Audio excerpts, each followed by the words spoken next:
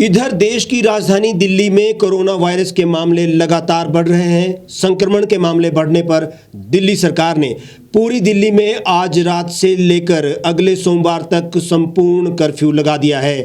रविवार को दिल्ली में एक दिन में सबसे ज्यादा 25,462 नए मामले सामने आए। इसके साथ ही पॉजिटिविटी रेट 30% पहुंच गया है। संक्रमण की दर 29.74% होने के ये मायने हैं कि दिल्ली में लगभग प्रत्येक तीसरा नमूना संक्रमित पाया जा रहा है। मैं हमेशा कहता हूं कि हमारी दिल्ली एक परिवार है। दिल्ली के 2 करोड़ लोग एक परिवार हैं, और जब परिवार में कोई आपदा आती है तो सारे परिवार के लोग मिलकर उसका सामना करते हैं। अब भी हम सभी मिलकर इसका सामना करेंगे। पहले भी जीत हुई थी, अब भी जीत होगी। ऑनलाइन संवाददाता सम्मेलन को संबोधित करते हुए मुख्यमंत्री केजरीवाल ने कहा कि दिल्ली में बीते कुछ दिन से कोविड-19 के दैनिक मामलों की संख्या 25,500 के लगभग बनी हुई है तथा हेल्थ सिस्टम पर भार बढ़ गया है। मुख्यमंत्री ने कहा कि दिल्ली में कोरोना वायरस के मरीजों की संख्या बढ़ती जा रही है। यहाँ मेडिसिन बेड, आईसीयू, ऑक्सीजन की गंभीर कमी है। ऐसे में हेल्थ सिस्टम को ध्वस्त होने से बचाने के लिए लॉकडाउन की बहुत आवश्यकता है।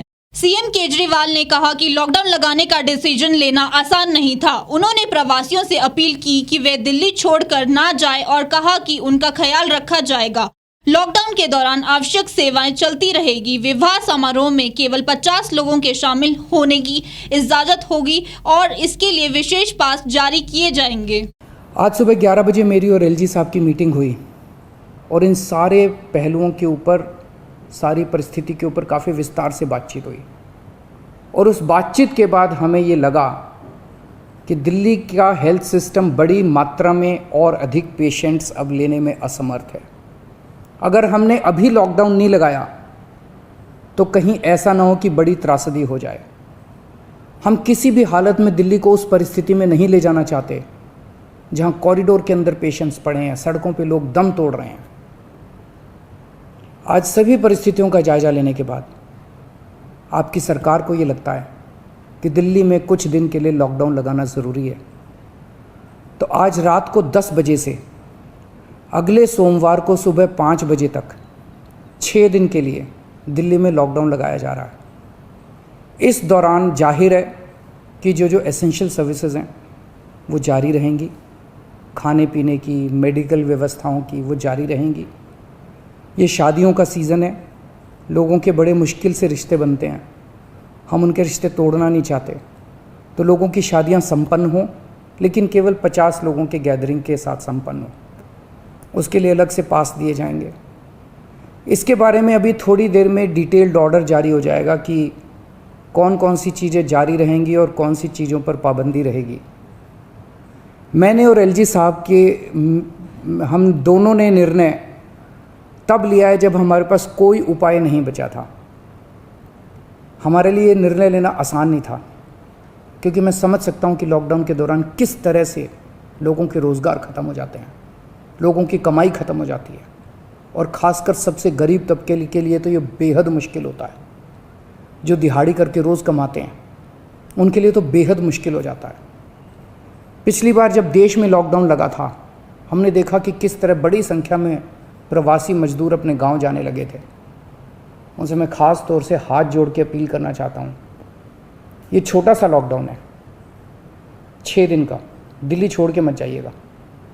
आपके आने जाने में इतना समय ख़राब हो जाएगा, इतना पैसा ख़राब हो जाएगा, इतनी ऊर्जा ख़राब होती है। दिल्ली में रहिए।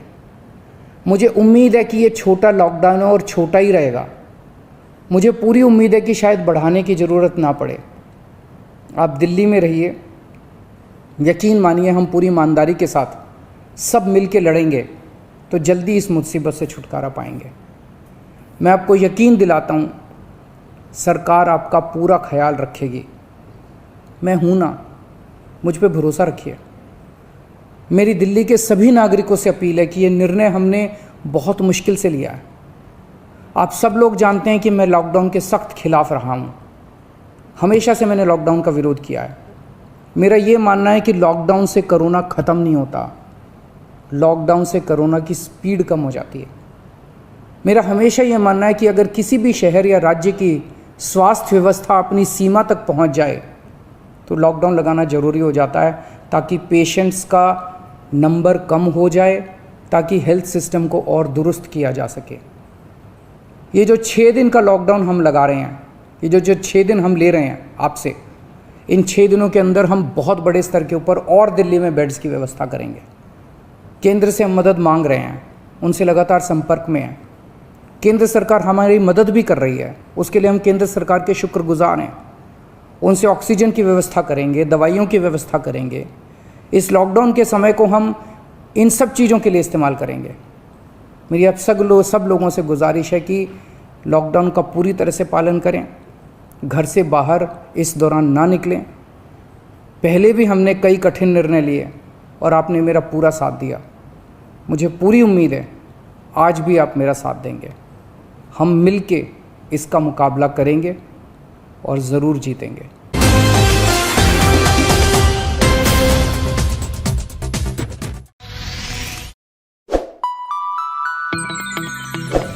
खबरों में बने रहने के लिए सब्सक्राइब करें द रीव टाइम्स, लाइक और शेयर करना ना भूलें। गांव की चौपालों से लेकर संसद के गलियारों तक, गृहिणी के चूल्हे से लेकर निवेश और बाजारों तक, किसानों के हाल से लेकर खेत और खलिहानों तक, शिक्षा और स्वास्थ्य से लेकर खेल के मैदानों तक, संसद के प्रधान से लेकर पंचायत के पंच तक, सेंट्रल हॉल से लेकर ग्राम सभा के मंच तक, हर खबर पर रहेगी हमारी पैनी नजर।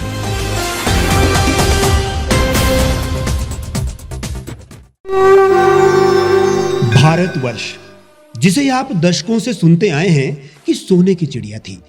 इसके पंख पहले मुगलों ने कुतरे, फिर अंग्रेजों ने, और आज राजनीतिक प्राणी कोई कोर कसर नहीं छोड़ रहे। आज भी लगभग 25 करोड़ लोग रात को भूखे सोते हैं। करीब 2 करोड़ लोगों के पास घर नहीं है। भ्रष्टाचार में हमारा 176 देशों में 80 नंबर आता है। औसतन 100 महिलाओं के साथ हर दिन ज्यादतियां होती है और ना जाने क्या क्या। देश की संसद से कुछ ही दूरी पर चादर लपेटे सैकड़ों लोग सुबह नील गगन के नीचे सोए हुए मिलते हैं। क्या आप एक ऐसे भारत की परिकल्पना नहीं करना चाहेंगे जहां कुछ ऐसा किया जाए कि 1 वर्ष के भीतर देश में कोई भिखारी या लाचार भी आश्रयहीन न रहे? लोगों को सभी सरकारी सेवाएं घर द्वार पर ही प्रदान की जाएं, ताकि दफ्तर या कर्मचारी के चक्कर ना काटने पड़े। भ्रष्टाचार जड़ से समाप्त हो जाएगा। सेवा प्रदाताओं की पब्लिक रेटिंग यानी जनाकलन और तकनीक द्वारा अपराधों का शून्यकरण किया जाए। स्वास्थ्य और आधारभूत शिक्षा सभी के लिए समान गुणवत्ता के साथ निःशुल्क प्राप्त हो, और भी बहुत कुछ। यदि आप इस पवित्र राष्ट्र निर्माण यज्ञ का हिस्सा बनना चाहते हैं तो आज ही राष्ट्रीय लोक नीति पार्टी से जुड़ें। अब देश राजनीति से नहीं, लोक नीति से चलेगा। विजिट करें वेबसाइट rashtriyalokniti.org।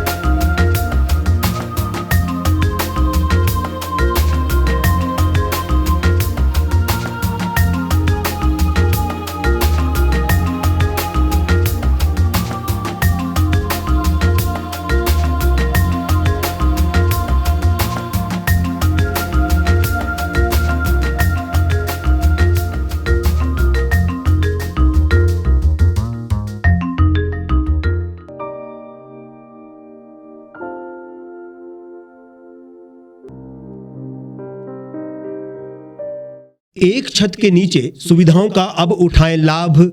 रीव ई मार्ट में अब पाएं अपनी रसोई के लिए गुणवत्ता और सस्ते दामों पर राशन सामग्री। दालें हो या हो मसाले, आपका किचन ई मार्ट संभाले। उच्च गुणवत्ता और दामों में बेहतरीन रीव ई मार्ट में पधारें और पाएं अपनी पसंद के सभी उत्पाद, या फिर करें ऑनलाइन ऑर्डर और पाएं घर द्वार पर ही सुविधा। आज ही संपर्क करें फोन नंबर 8219694079 पर, बाईपास रोड, शनान, संजौली, शिमला।